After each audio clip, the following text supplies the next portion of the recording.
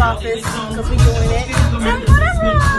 We can do that West Coast shit today because we got company. Yeah, we got company. Big Bang, Ricky Ross in the building. Hey. Okay, I need both hands to get in this chair. Hold on, kid. It's super high. I just did. Okay. So don't forget, get the book. Boom, boom, boom, boom, boom. I gotta put y'all down for a second.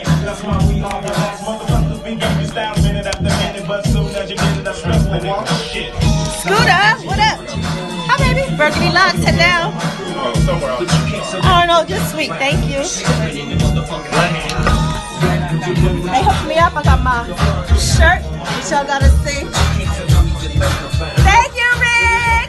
That's my guy right here. Yeah, man. We back in the building, ladies and gentlemen, inside the spin room. Your man Big P Wade, Ron on the tables right now. Big Liz. Yeah, man. I'm loving. We got legends in the building, and it's been like a family reunion because I know their mans and them, and their mans and them, and all of that stuff. But yes, I'm seeing it. Also, we also have another special guest that's in the building. I call him Professor Cofield. This man, I've known him for a nice little minute too. So we're gonna bring him into the conversation also. But again, like we said, we got a special guest, Freeway Rick Ross, in the building. Well, you ain't got that flower on this shirt. I know. That's why I said I'm gonna merge the two together. Yeah, I'm interested. Yeah.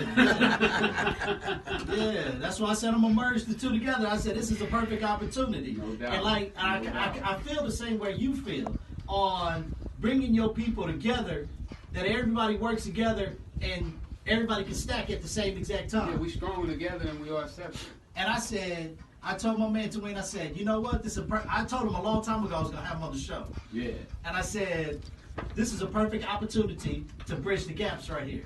Because the spin room, we all about edutaining you. Mm-hmm. This is what we're about, edutaining you. Right. As you want to tell them what it means? oh, come on, education and entertainment. We all know that's my KRS-One, baby. KRS-One taught us that, and we got to keep it. That's our hip-hop motto, you know what I mean?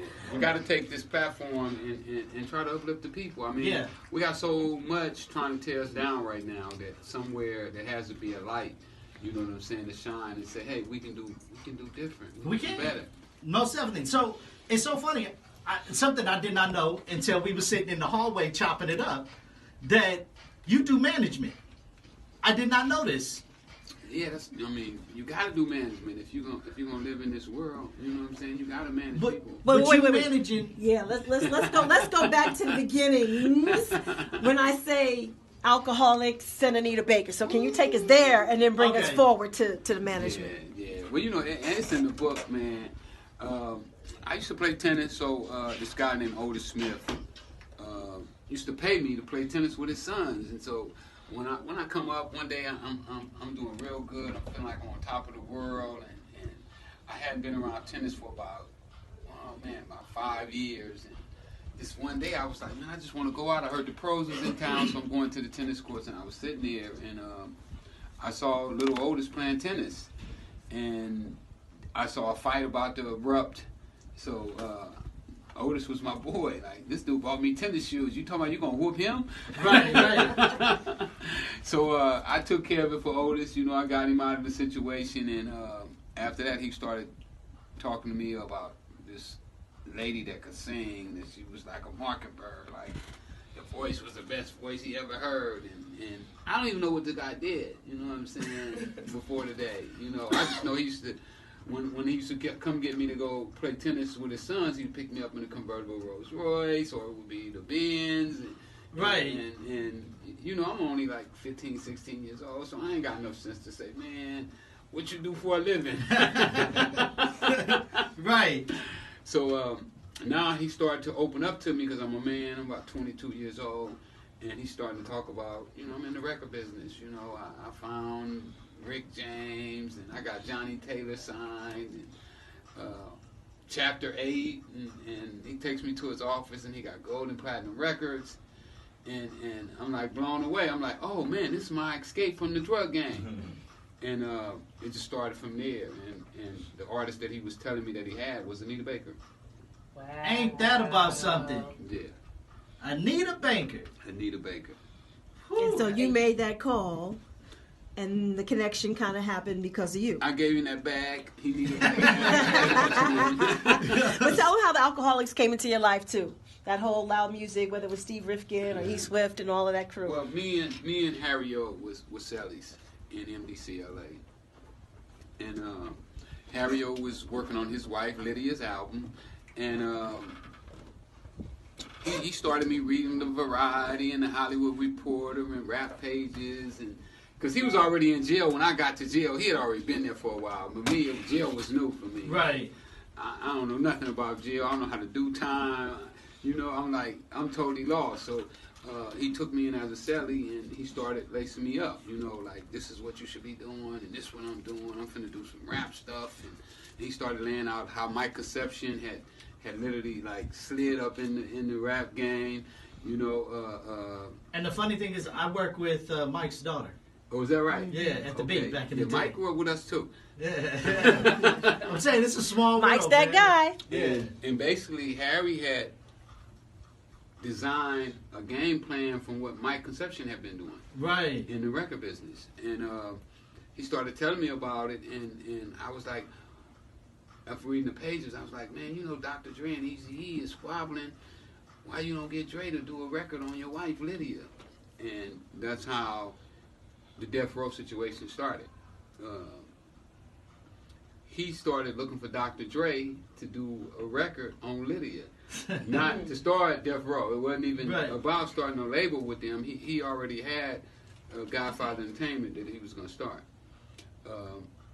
So after he hooked up with Suge, I was there the first day he met Suge. I was in the attorney room with him, David Kenner. I was there when he told David Kenner, I'm going to make you more money than you ever made in the law business. So after I left him, I get back to the pen, and I see Snoop Dogg and Dr. Dre, 187 on the undercover count. Right. And it was with Death Row. So I'm like, oh, man, Harry done did it. So I jump on the phone, and I start calling everybody I know. Man, who know a rapper? Who know a rapper? And so I hit King T, and King T was like, oh, I got some little dudes. They coming out on my video next week, and man, they living at your cousin's house. I said, huh? So I called him, and we started talking, and everything was worked out. We was ready to do the deal. They was going to sign, and my partner go to the hold, and he tell me, he's hollering out the hold. We talking back and forth in the hold, and he tell me to call his wife. So the police see me talking to him, so they say, oh, we're going to put you in there where he at. So they put me in there for like 45 days where I don't get no phone call, no mail. And when I get out the hole, Fabian tells me that he signed the Alcoholics to Loud Records. Wow. Me being who I was, not being a hater, you know, I just say, oh, no, man, it ain't going down like that. Right. You know what I'm saying? We had already agreed that, you know, you was going to quit Loud Records and start running Freeway Records, and the Alcoholics was going to be my first group. But, you know, I just stayed cool and let them go. Let it be. Yeah. Let it be. Oh, my goodness. That's I crazy. love that this book really tells so much more about who he is and who he was and what he had. Like, because there was so many businesses that you were involved in that it wasn't just about the drugs, even though like that was the breadwinner like on an international level. It was the epitome at that time. Right. But we're going to erase that. Absolutely. So you got a we new don't wanna do business. You got a new business that Businesses. Business. Businesses. I was going to But you're correct always- this. Partners. Yeah. Yes. Legit. And this one is actually on the legit end. All of them legit. No, but I mean. Oh, yeah, that big. Like bonafide. Yeah. Because this one. Yeah, that one you talking about. Yeah, the one that I love. Yeah, because this one a long time I ago love was her. not legal. I love her. Yeah. The other Now one, it is. The other one was totally legal. I mean, this one was totally legal at the time as well. But you know what, that one, it's always been kind of like a thing where they kept it away from us. Yes, You of know what course. I'm saying? We had to pay like out the yang for it. You know what I'm saying? We didn't know how to grow it. They wouldn't teach us how to grow it. And but now it's a different time. One thing I want to know is because people always look at, for lack of a better term, drug lords and gangbangers as being heartless and not having any emotion. What was your weakest point, and when was the last time that you actually broke down? Like that you allowed yourself to be human as opposed to being vulnerable. I'm human all